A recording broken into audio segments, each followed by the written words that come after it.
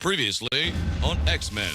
X-Men needed to establish that the stakes were real. X-Men needed to establish that this wasn't going to be everybody fights and everything makes up and next week it's all exactly where it was.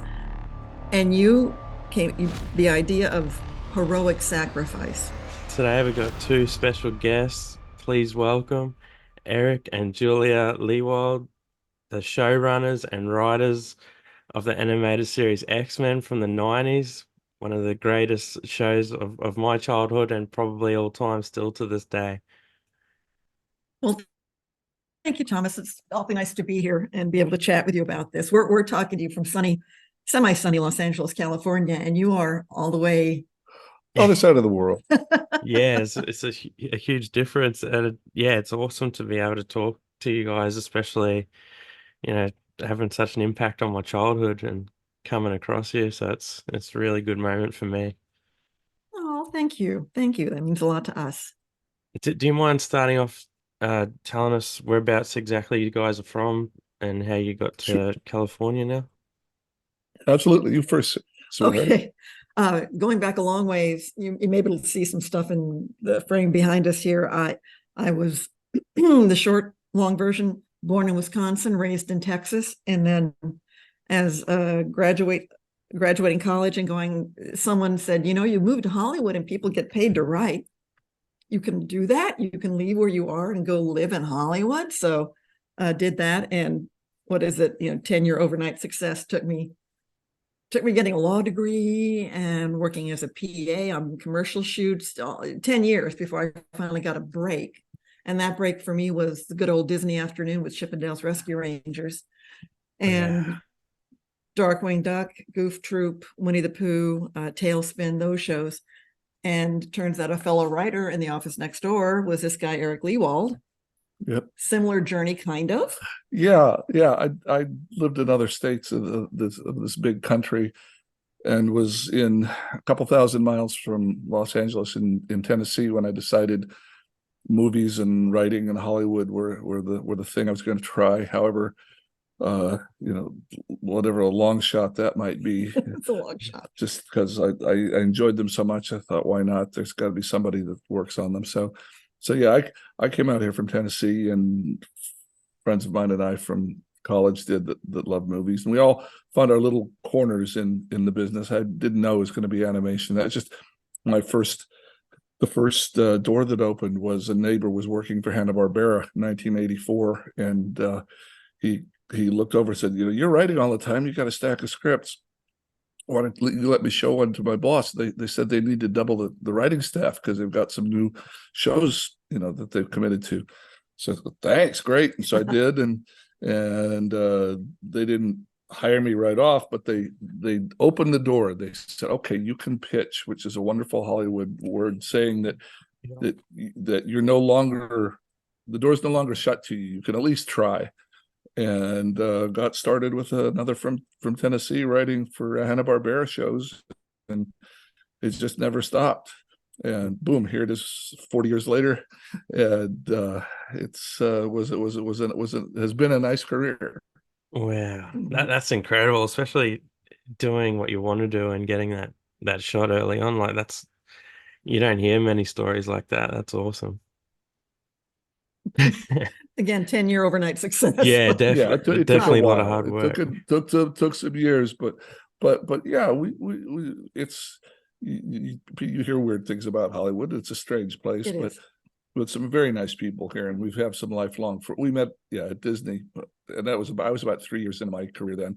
And I was just starting. We were both writers, though. He wasn't my supervisor. I wasn't his supervisor. We just fellow journey writers. Yeah, so we had that little office romance business going, and it was okay because, as I say, she wasn't working for me. I wasn't working for her, so there were But we've done that since. No coercion involved. Yeah, but we have done that since as story editors and writers on each other's shows. Yeah. Wow, that's awesome too, especially now that you're together and to be able to work together on awesome material. I think that's wonderful. Speaking of awesome material, if you can see right behind Eric here, way in the back, there's a poster for a show on Fox Kids called Young Hercules. And I say that just because it was a point of pride for us. The star of that show was a very, very young fellow named Ryan Gosling, who has just been nominated for another Academy Award for him. This is his second nomination. Third.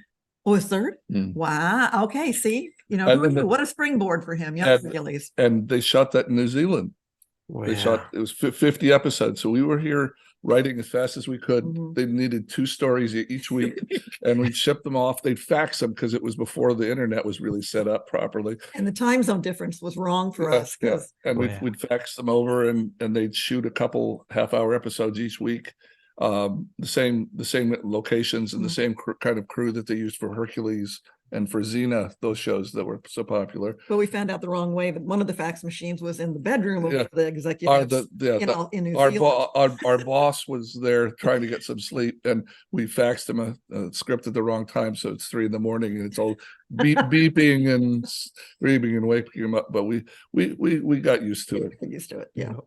Yeah, that's crazy. Yeah, faxing scripts over. That's an incredible story in itself. Like, especially young Hercules and having that connection. That's, I didn't know that was filmed in New Zealand. Oh yeah.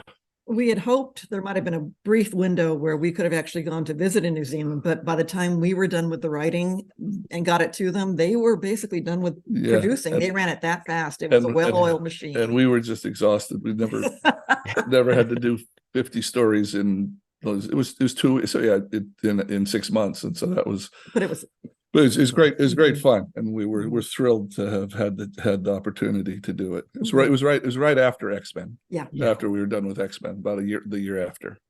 Definitely. One thing I do want to ask you: what is your writing process? Are you writing together, or do you got your separate spaces and whatever they pay for? Yes, that's the answer in Hollywood. Always. Yeah, but we do. Some people have writing teams, and they write it all together, and they talk it back and forth, and it's really like they can't really work without each other. She's on one side of the office, I'm on the other side of the office, and we each write for a few hours and maybe take a lunch break and maybe look and see what the other one's done. But it's not really interactive, except for at the very, very beginning when you're trying to decide, okay, who's going to be in the stories and talking a little bit more about talking through what the show's going to be like. But that's something we're working on together as a team. But you were the story showrunner on X-Men. I was a writer on the show. Yeah. So that was a different experience. And so it's funny, you see in movies and on TV where you got a big writer's room of people and got 10 people there. Hey, let's take this story apart and put it back together. Oh, but what if they do this? So much fun. It looks like it could be fun, but it could be very frustrating. In our little world, we didn't even have an office to go to at the television network. We just worked out of a home office, and each story was, say, an X-Men. We'd pick a writer, like I'd pick a writer like Julia or a friend of ours. Say, okay, you're going to do this story, and you write it. And you keep, knocking it back and forth with me. Show me what you've written. Show me an outline. Show me a first draft, and I'll give you some notes. And then I'll deal with all the crazy people from Marvel and the Fox Network and affiliates worldwide, because everybody wants to give notes on TV stories for some reason. They have an interest.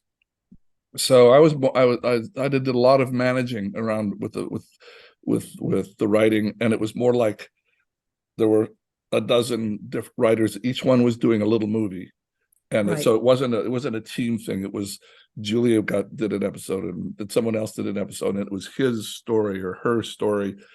And I try to keep people away from it. Direct traffic. Or make sure everybody else is happy, but that her story was still there. Yeah. But if you're asking how, we can talk about specifically the first season of X-Men, because it's interesting to go back and look here in the year 2024, that when you were tapped to create the X-Men animated series out of whole cloth, you were told you have 13 episodes. That's it. That's all that's going to happen. The higher ups at Fox assumed it was going to crash and burn. But a woman named Margaret Loesch who was the new president of Fox Kids, loved the X-Men, had worked with Marvel for a long time, was close friends with everyone there, including Stan Lee, was determined to put it on the air. Yeah. But she was only given 13 episodes, and her boss said to her, "You get 13. If this thing crashes, are you prepared to give up your job?" And she said, "Yeah, I'll do it. I'll walk away if this doesn't work." So Margaret Loesch should get all the credit in the world. Yeah. But you and your head writer, Mark Edens, were told 13 episodes, introduce the X-Men to the world because no one knows who the X-Men are. Which is a hard thing to think about in 2024.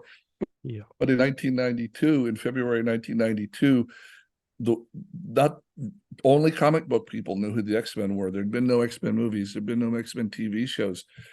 Marvel really wasn't a presence in Hollywood at all. Hollywood didn't trust them. They just thought, oh, bunch of little comic book geeks. That's not our audience. It can never be successful. So there was no confidence. There was no, which is kind of good because in effect, we were able to do, the artists and the writers were able to do the show they wanted to do. Yeah. And there weren't a bunch of people saying, well, this is our $1 billion baby. You can't make, they kind of let us like have our own little band on the corner, on the side. Buskers. And once it came out and was successful, then of course there's nothing to yell about. But we were able to do it very much more our own way than we would to 40 years later. Today, Marvel's so huge. There's so much at stake. Every time they have a new movie or TV show, there's so many hundreds of millions of dollars at stake, and they know it. And they have 20 executives that know it. So it's got to be harder on the new people that are working now than we did. We were like pioneers in this. Man, that's an incredible journey as well, though. Like, to just be a part of it, and it's amazing. I'm still shocked to be talking to you now. Oh, thank you. Right. Thank you. The way I came across you too is I was looking up. Started rewatching the show, and then I remember as a kid, one of my favorite X-Men. I just looked him, like started searching for him on Instagram, like artwork and stuff, was Morph. As a kid. Oh yeah, we have Night of the stories. Sentinels. Yes, I'd love to ask you to tell me about Morph. well, you're lucky. We actually came up with Morph to kill him off in the opening story, and we hadn't anticipated having him in. We really believed and meant for him to be dead there, and so the first season plays. And suddenly Fox has this big #1 hit on their hands, and it's playing all over the world, and it's successful, and they love it. And so they get nervous, and they say, well of course we're going to commit to another season or two. Let's talk to the kids and see what they think about the show before we go forward. 2 words, focus group. And so they got a room full of 9-year-olds together and said, well, who's your favorite X-Men character? And Morph won by a landslide. He more than all the others put together.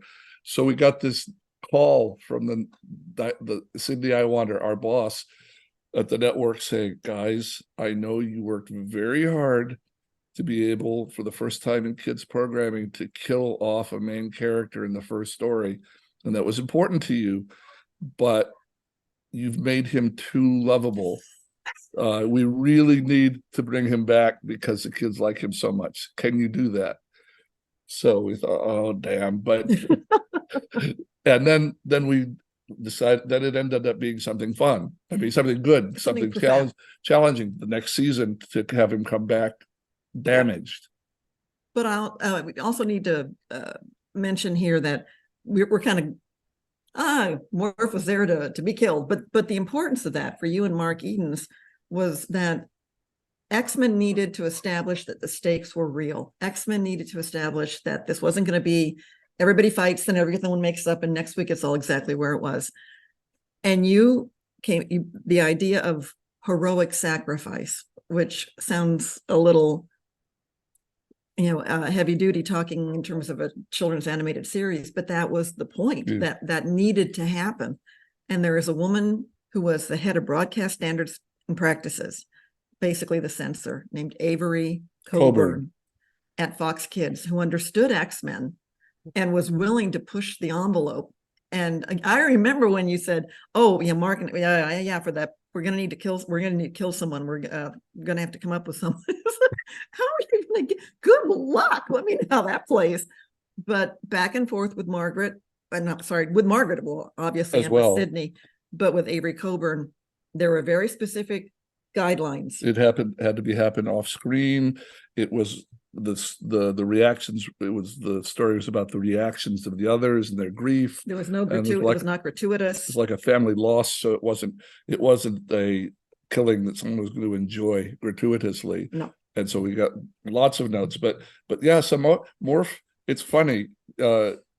We needed someone to kill, and then he evolves into he has this life of his own, and he becomes this fun three-dimensional character. But I think the kids who were like, "Morph's our favorite," and you going back and rewatching the show, in those first two episodes, Morph has a happy, bouncy relationship with everybody on the X-Men team, unlike anybody else within the team.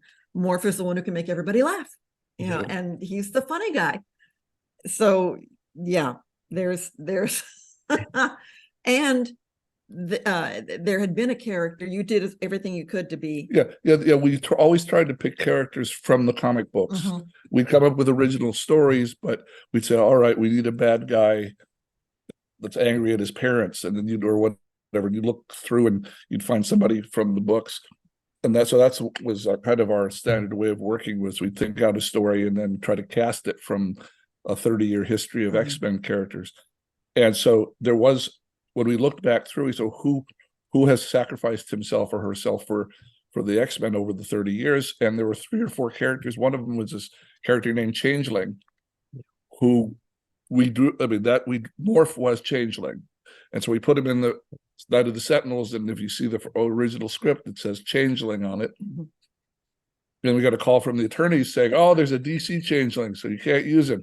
But there'll be confusion. But you had Changeling first, Marvel. Yeah, Marvel had it. Doesn't matter. It doesn't matter. Their attorneys are nasty. So can you come up? Can you rename him?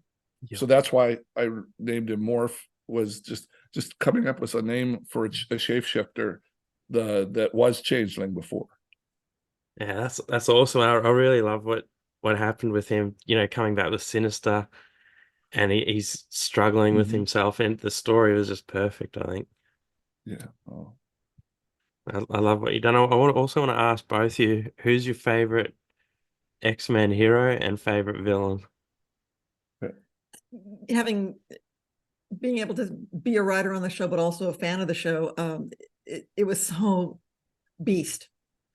He's the damaged romantic poet, smartest guy in the room, and yet it truly is. If you look at the whole team, he is the one who can't walk down the street without people pointing at him and going, "Other, you are another thing, you are a mutant."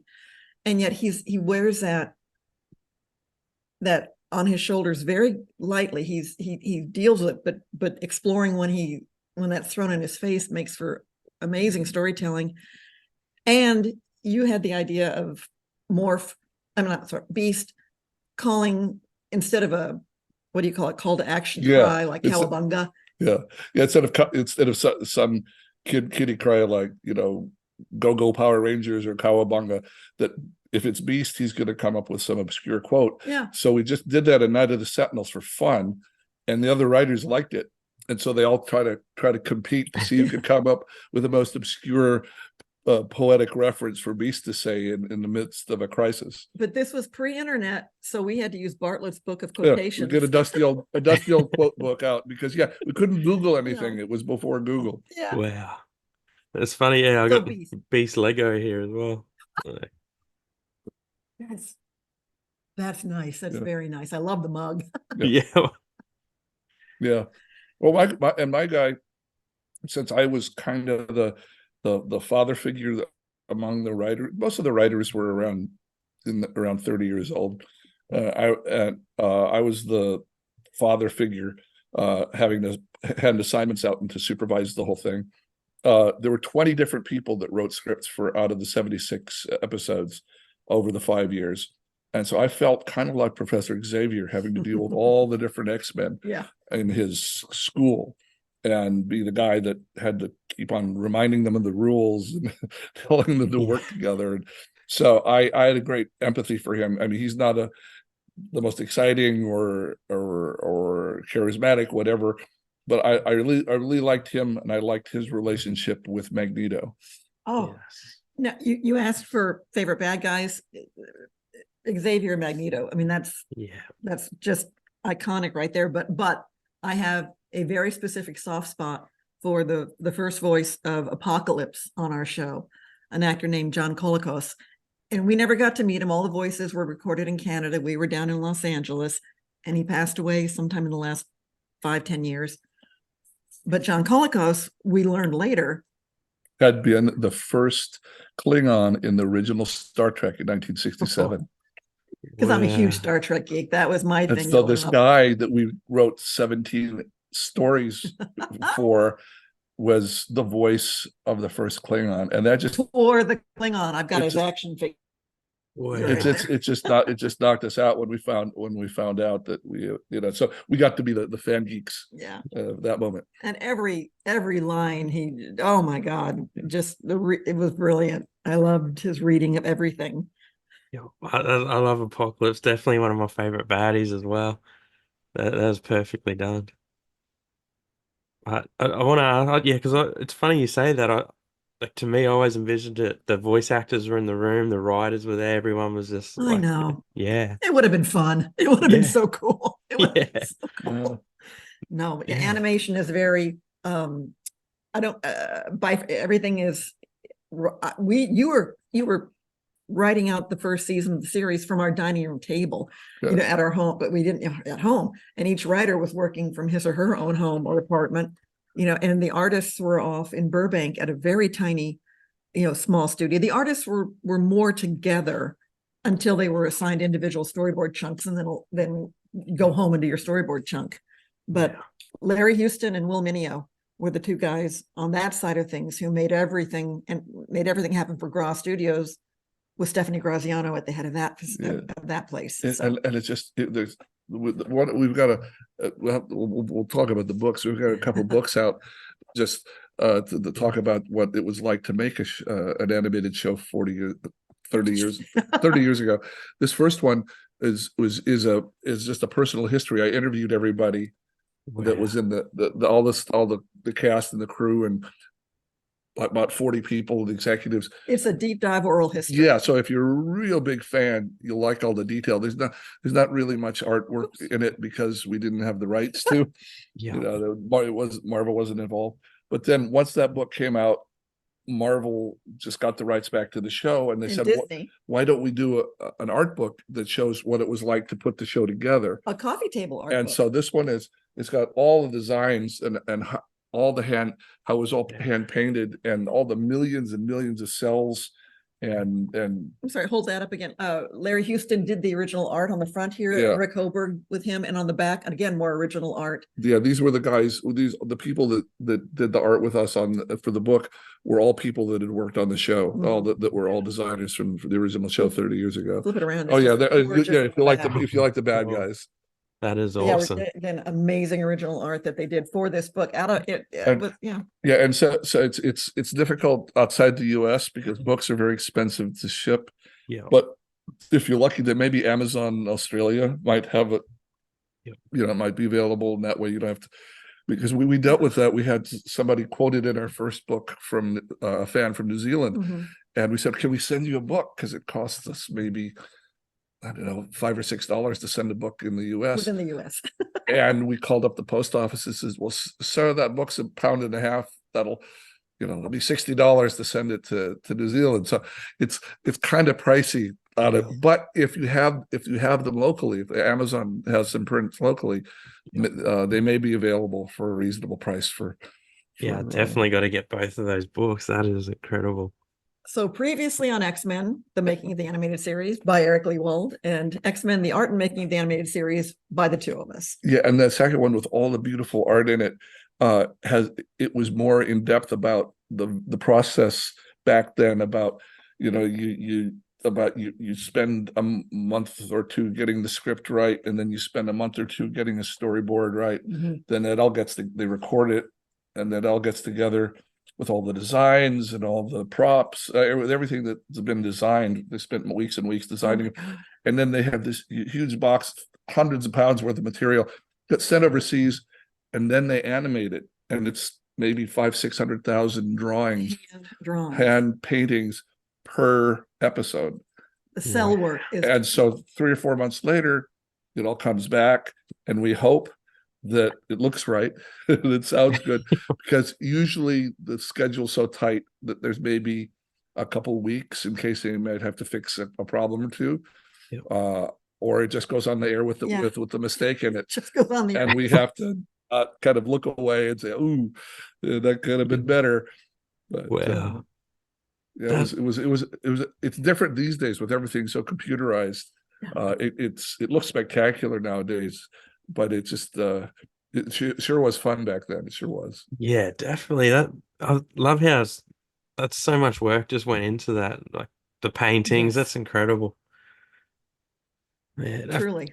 I want to ask, I know it's a long shot, but is there any plans of redoing like a reboot of the 90s animated series or a continuation? Thomas, what's the word in Australia? You haven't been informed yet, sir? No. We have news. We have news. Do you get Disney Plus channel Yes. on streaming?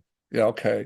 Well, sometime in the next 6 months. Well, sometime in the year 2024. Yeah, it could be very soon. They won't tell us the date, but they have been working for 2 years on an extension of our series. Not a reboot, not a reimagining, just the next season. Yeah, same characters, as much of the same voice character. It's all a bunch of 30-year-olds who grew up watching our show and who love it and are making, and they've already committed to 2 seasons of it. They're making 2 seasons worth of stories with the characters, and so that sometime this year.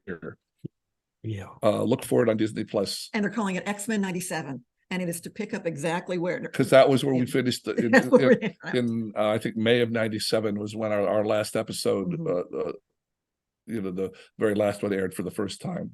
And with delight, Disney Marvel reached out to you, to me, and to Larry Houston from the original series and asked us if we would like to be consulting producers.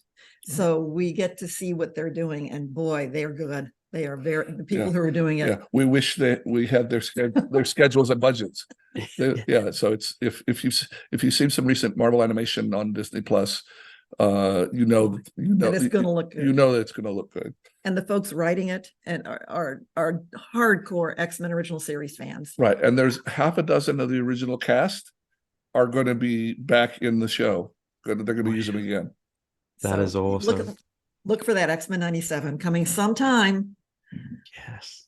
In 2024. I can't wait.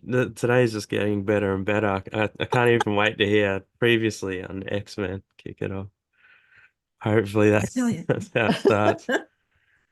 But I want to ask also both of you, I always ask everyone who I talk to, what advice do you have for someone starting out, like whether it be for writing or what they want to get into? If we're talking, well, anything. But if you want to be specific, we can do writing or whatever's good for you. Yeah, sure. The short answer, whether it's art, we're often at conventions with Larry Houston, and many people, aspiring artists, come up to Larry and ask, "How do you do this?" And he always says, "Did you draw something today? Did you draw something?" You just got to use that muscle. Same thing with writing. And the hardest thing on the planet is to be given a blank piece of paper and told, "Well, there's no deadline. You can write whatever you want. Just do it." So, yeah, that is the hardest thing on the planet. But nowadays, thanks to cell phones, thanks to instant communication, if you write something, if you draw something, if you make something, you can get it out there to people. You can put it out there for folks to see. You're not alone in your own little corner like you were 30, 40 years ago. Yeah. So what do you, I guess the harder question is, what do you want to do, as the creator? Yeah. And there's a couple different levels of it. Anybody, anywhere, you could be in the North Pole, you could be wherever you are, and you can write stories. because I mean, if you've got a pen and paper or whatever, there's nothing keeping you from writing what you want to write. The question is, do you want other people to read it and give you a reaction to it and help you get it better, maybe? Or do you want to maybe try to make a little money out as a side hustle, or maybe even try to make a career out of it, like a few of us have managed to? So those are all different level questions. If it's just writing or just drawing, our immediate answer is always just wake up tomorrow morning and do it and see what you can come up with, and listen to people, and keep an open mind, because it's hard when you're starting. Oh God, it's hard now. It's hard now. Now. But it's hard to take suggestions. It's hard to take criticism, however well intended, and it's hard to face a blank page, because you're kind of, it's like our actor friends. It's kind of like you're doing an audition. If you write a 10-page story and hand it to a friend, you're saying, this is what I think would be a wonderful story. What do you think? And if they say, well, it looks really stupid, then you've made yourself vulnerable. That's true. In front of them, in front of the world, by offering what you've done. So you have to get over that tough part and do it, and know that some people will love it and some people won't, and just think of it as, I just want it to be better, and I want to express myself well. If you were one of the few people that wanted to try to make a career out of it, then our answer always is, you have to move to where the jobs are. I think in New Zealand, Peter Jackson has a little community of a few thousand people that work on films and TV shows all day. Well, I'm sure there's some work there occasionally. Well, Australia has. Yeah, Australia has. I'm sure you have. There. I don't know which city is the most, production and the most, need of people doing screenwriting, whatever. But the way we discuss it here is, she lived in Texas, I lived in Tennessee. Nobody was making movies in Tennessee. The people that have the money, that are going to decide who gets to the writing jobs, want you to be there. There's a whole sea of talented people in front of them. They all try me. And just to get noticed is difficult. So the idea is, we always say, if you want to design cars, go to Detroit, which is where they make all the cars in the US. If you want to write for television or the movies in America, you have to go to Los Angeles. You can't live in Montana and hope. But maybe Atlanta, Georgia. I mean, there are other pockets. There are secondary cities in the US where there's a little bit of work to be had, but it's difficult, but it's glamour. People find it glamorous work. Oh, yeah. So yeah, look it up. But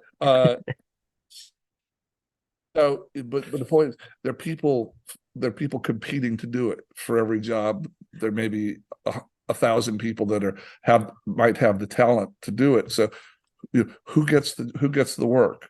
And so you have to, as she was saying, she laughed, said she came out here to try to get work in TV. It took her 10 years to get her first offer. That's not unusual. So that's what we tell people: if you really are ambitious and want to make a career, go to where the work is. And I'm not sure where, if it's in Melbourne or Sydney, or where in Australia is the production center, but there's usually is one.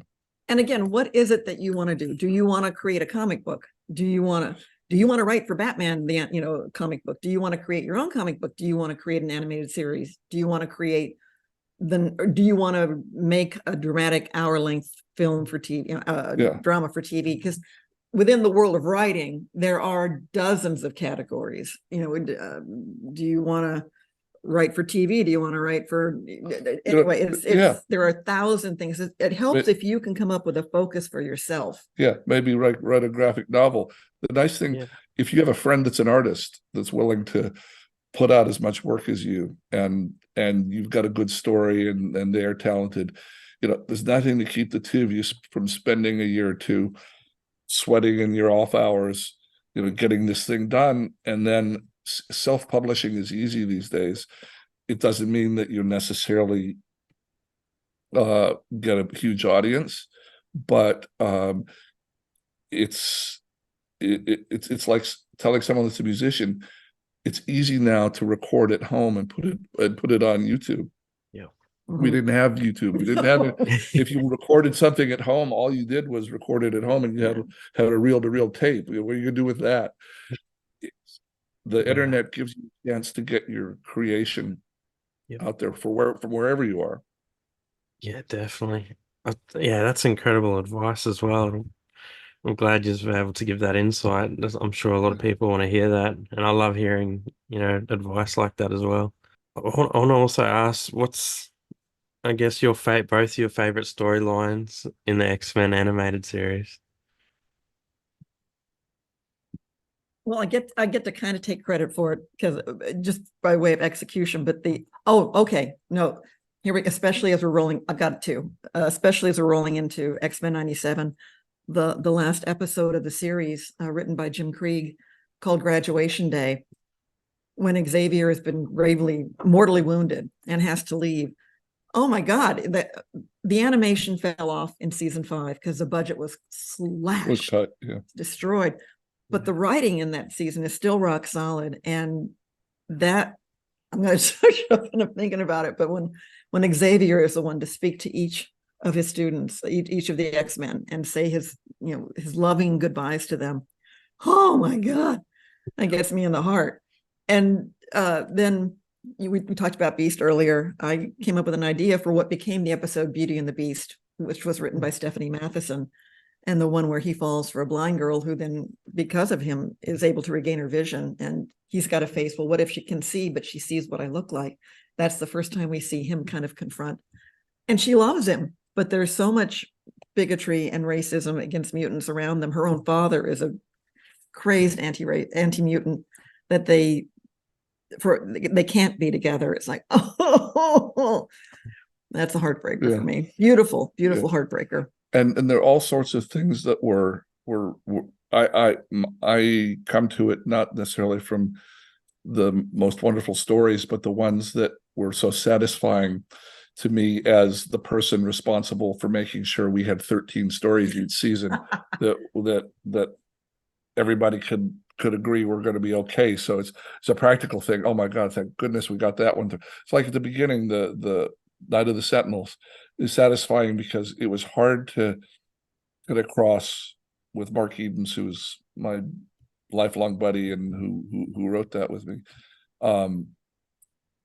Get across who the X-Men are in 2.5 hours and all that they're up against and the relationships to each other and what it means to be a mutant, getting all those things in the first story, and have it not be dull, have it not be a lecture, a documentary on what mutants are. That having that one worked was great.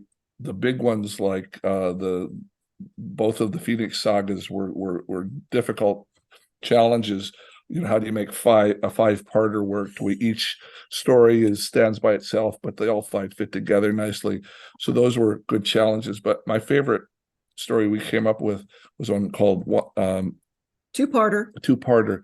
Called One Man's Worth, and it's where the bad guys go back in time to kill Xavier so that there will be no X-Men, and it shows what one man is worth to the world, because if it weren't for Charles, then there'd be no X-Men, and things might have gone, the entire planet might have gone all to hell. And that just felt so satisfying that when the idea came to me, I just thought, this is the perfect X-Men story, because this shows to the audience overtly why the X-Men are important, and through Charles's life. And that that one means a lot to me. And I want to jump in here, wife brag, that he came up with that idea, and then in pitching it to the folks at Marvel, fellow named Bob Harris, it was Bob, right? Yeah. Really liked that idea and thought, well, that's really interesting, and took it and spun it, and that became the Age of Apocalypse series in the books. Most folks think that the Age of Apocalypse came out and then, because it came out about the same time, and because animation takes a long time. Yeah, but that is very satisfying. Obviously, Age of Apocalypse is this huge thing, this wonderful thing that takes, but we do have the satisfaction that we were able to, we took a lot of story ideas from the books. It was nice. X-Men. It was nice to give a couple back from us to the books, and so good, good on them for doing so much with it, and making Age of Apocalypse so special. But it did take so long for the animation to come out that when One Man's Worth was nearing the completion point, Larry Houston was able to take actual they're able to share models. share artwork. So as our animation was coming out, Age of Apocalypse books were coming out, and they shared some design stuff, the way that the characters looked, and so it must have been very confusing for the fans. Wow, that's an incredible story, because I'm definitely a big fan of the Apocalypse storyline as well. So it's it's incredible just hearing this. It's like behind the scenes.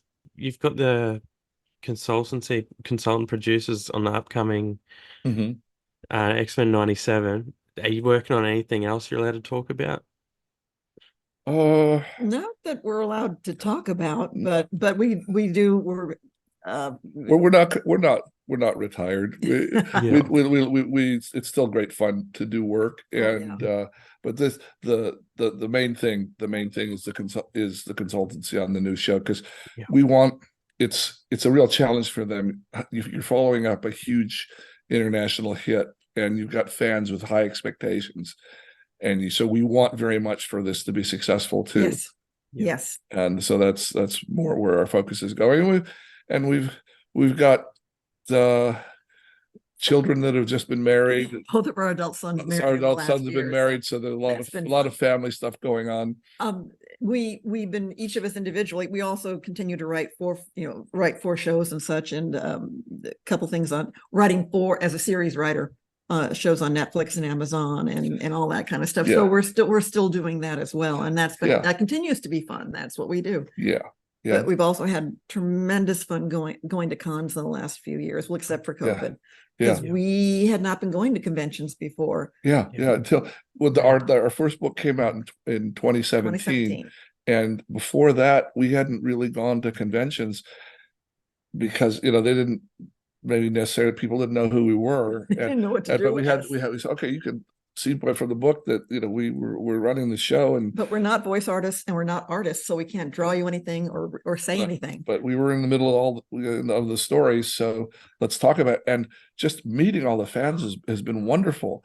The fact that still 32 years after we started in February '92. Oh, that's right. So it's been almost 32 years since the day we started this thing, and every comic convention we go to, there are people dressed up as X-Men the Animated Series characters. I mean, it's still, it won't stop being popular, and it's wonderful to us. We're really grateful that there are all these people for whom it was their favorite show when they were a kid.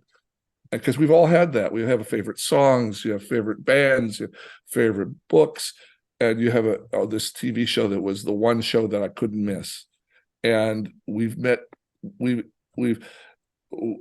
podcasts with them. We write back and forth with them, so we know they're there everywhere. As I say, they're fan in New Zealand and fan in Brazil. We were fan in Australia. we were visiting people we were working for in Singapore, and I was wearing this jacket. It says previously on X-Men on it. And the travel and the TSA workers there from Malaysia all came up and says, "Oh, X-Men's my favorite." X-Men? It's like, oh my God, we love the show. So we knew that it was big. Is it big in Malaysia? Who knows? We're sitting typing stories on our on our dining room table. And then 30 years later, we meet people halfway around the world that enjoyed them. So it's a wonderful feeling. That's huge. Unbelievable.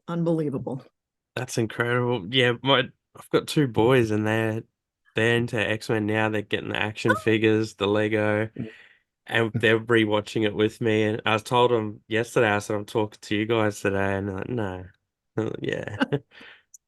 That's just awesome.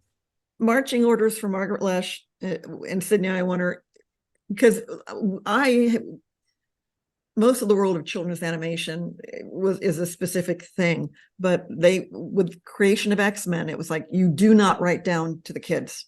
You treat this like a 1 hour live action drama at night, and you write up. You don't. You write challenging write stories challenging for yourself to make them as dramatic as you can. Mhm. And so many bosses we worked for over the many years, over Yeah. the many decades, wanted us to make things much younger and to dumb it down. And we just said, no, kids, I mean, ask your boys. Yeah. Kids are excited about something their parents like or their older brother likes. They aspire to things that are challenging, and they don't want something that's for little kids. You know, they want something to push them. And so we were allowed to do that on X-Men. It was a gift to It us was a gift. for the writers to be able to write as ambitiously as we possibly could. And our bosses liked it. Just said more. So I'm thrilled. How old are your boys? Our youngest is 8 and the oldest 11. Oh, So, the target demographic. yeah. Perfect age for X-Men. Yeah, exactly. that- When I was that age, my brother got me into it. Like, yeah. Larry Houston was saying that on the art side of things, there was we always the sort of friendly rivalry was with Batman the Animated Series, which had so much more budget and so much more time. But if you put an eye toward the show on X-Men, it's fast. It cuts quick. There are no long walking down the halls. X-Men cuts fast. Oh, I'm sorry. I thought, yeah, X-Men cuts fast. You know, Yeah. Batman can do a glorious sweep around a room. X-Men can't do that. It's like We did, yeah, we did have the budget. And Batman, you could linger on the beautiful artwork. Yeah. And so our boss, the same guy, Sydney, who we love, who he supervised both shows and Yeah. Spider-Man and The Tick and all this stuff. all the stuff. This one guy, is like at the network, his heart and soul was in supervising these shows. Wow. And he said, Batman is like cool jazz and X-Men is a garage band. You know, so that Yeah. was his, and it was absolutely right. Yeah. And, Click. That's it. and So, our artists, knew that we'd have less money for the animation, so they made it so that they cut faster, and you Mhm. wouldn't have time to linger and see that maybe it wasn't drawn quite as beautifully as it might have been. But yeah, we had a little bit of a competition with the Batman people because it's a fairly small group of people that work in animation, maybe a few hundred people, write the stories. And so we all knew each other, and the artists all knew each other. And people so there's for both a shows. little bit, yeah, and wrote for Wow. both shows and drew Yeah. and did art for both shows. And so there's a friendly competition, like sibling rivalry there between the two. And they played on the same network. Yeah. Yeah. It's funny because I love both shows as well. That's Yes, well, cool. good, as you should, Yeah. That's what's Yeah. nice. The whole world for both of those to introduce all the kids to them. That was nice. Yeah, definitely. What are you guys' thoughts on the live movies? It's Hugh Jackman and have you watched them? Or? There have been some. Have we watched? Yeah. Yes, We have- Thomas, we've watched. We've them. seen all of them, and there's some stuff that's just wonderful. I mean, the casts, so many of the cast members are beautifully picked, like Charles Xavier and Wolverine, and they did, and the budgets are so big, and it's and then there's some that came out, and there were parts of the stories we didn't think worked well, or they made choices that were different. We were so connected to these characters that we couldn't just say, oh, well, that wasn't that bad of an action picture. Oh, yeah. If we would have had a chance, if you would have talked to us, we could have helped you make that story tighter or whatever. Yeah. We would see stuff that would bother us. So it's a mixture. And there's things like, say, the movie Logan, which was so wonderful. There's, it's excellent. They changed in the first few movies. They changed some of the women. Like I thought the women were stronger in our show, like Rogue and Storm, who were real Yeah. A1 heroic, powerful people that we went to in the middle of big crises. And in the first couple movies, I thought they just didn't do much, with them. And they ended up doing more with Jean Grey when they got the Phoenix. But Yeah. that was just, these are little details that, they had things that we could only dream of in the movies. Yeah, But there's let us also Jubilee. remember when they, Yeah, because Margaret Lesh yeah, from the beginning was going to the folks at Fox Live Action saying, there's an audience here that's being created. You need to make a movie. And no, go away, go away. And then when they came out with the movie, maternal pride here was they had what, 35 years of X-Men books at that point, 30 Yeah. years, the same. They had as much time as you had Yeah. to pick your team. They chose the animated series team. yeah. We met the screenwriter, the David Hayter, Hayter, yeah. who's a great guy, Great guy. got the credit for the first two. I mean, they went to many versions, and those first couple, it's like happens in Hollywood We hear on big movies like that. They spend a lot of money on the movie writers, not so much for the animation writers, but for the movie writers. And he told me, he said, "Oh yeah, the director never picked up a comic book." He said he just had us watch the animated show, and then they built their first couple movies out of the animated show. So that was very heartening that they decided. They said, "Okay, these people in TV have figured out the best way to put the X-Men on TV and in movies. We'll just do a bigger budgeted theatrical version of what they did." So that decision on their part was very gratifying, very complimentary. Menace, okay, we chose right. Yeah. Definitely, yes. As I wanted to hear your thoughts, and because it would be hard, that's you've made something so iconic and great. It's everyone loves the animated series, and I think it's really close to a lot of people. The fact that we're finding that out now at this point in our lives is profoundly gratifying. We knew the numbers were good. Again, this was way before the internet. We knew that X-Men, the animated series, was winning on Saturday morning, the ratings, the good old Nielsen ratings. Yeah. But it was hard to quantify that, just because. And we were told, yes, it's doing wonderfully overseas, and it's doing well here, it's doing well there. But until we heard the actual fans say, "Oh, you don't understand. I learned English watching your show," or I did, what? I decided to my career based on I went into French because I loved Gambit's accent, or I went into philosophy because Beast was such a thoughtful character. I went into microbiology because of Beast. Yeah, we meet thousands of people who really enjoyed it as kids, were touched by the stories, and whose lives were changed. And that's something writers only dream about. I mean, we've each worked on about 50 shows over the past 40 years. Mm-hmm. And we get more interaction about X-Men than all the other 49 combined. That's the thing that touched everybody. The other people, "Oh yeah, I like that show. I like the the Disney Afternoon. The Disney Afternoon. I'm not going to diss the Disney Afternoon. That was wonderful, and I enjoyed it, and that was fun.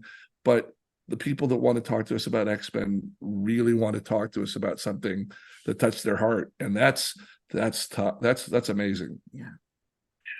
Yeah, definitely. It is an amazing feeling to be able to talk to you and get your insight, how you feel about it back. So that's definitely really made my day as well.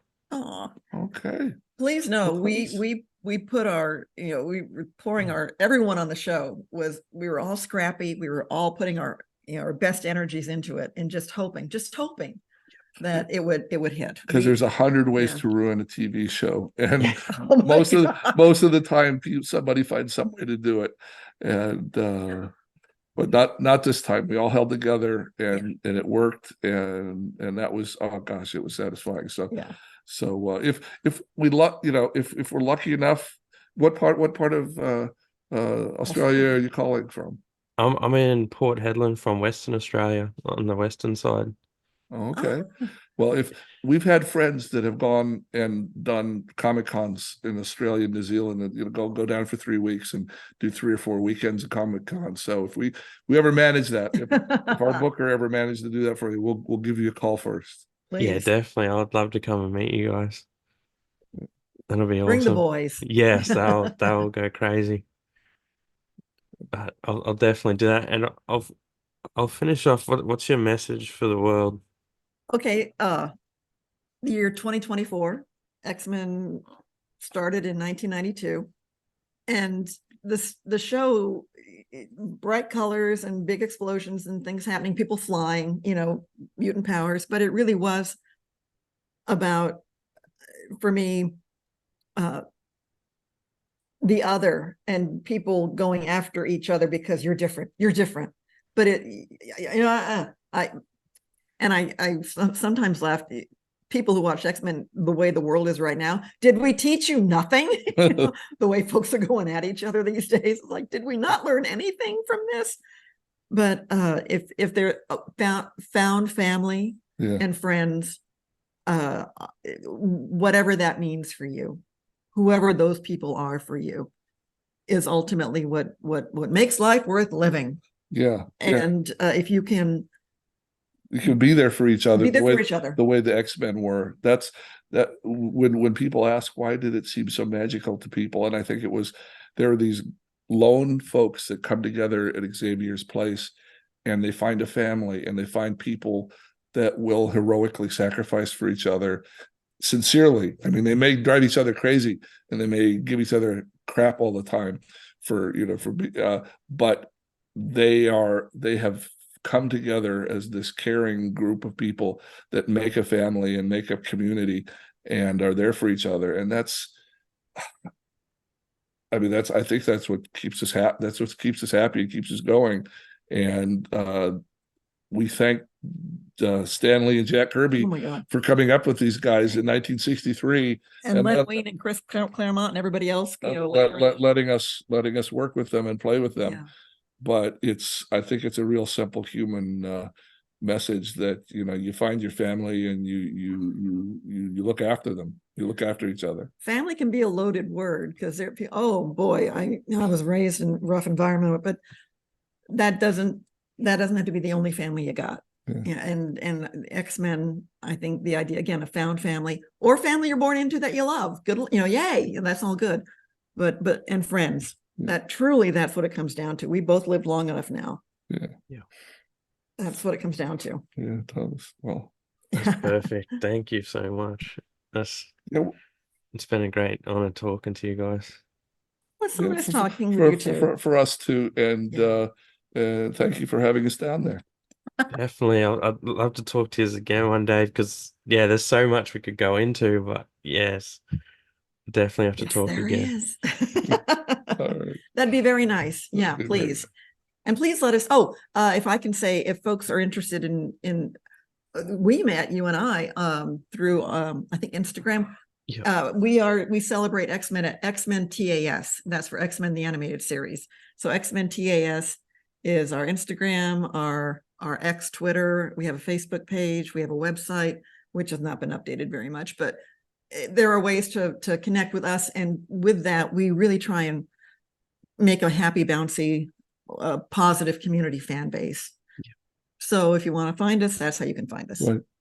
Absolutely. And go check out the books too. I'm definitely please, getting them. Absolutely.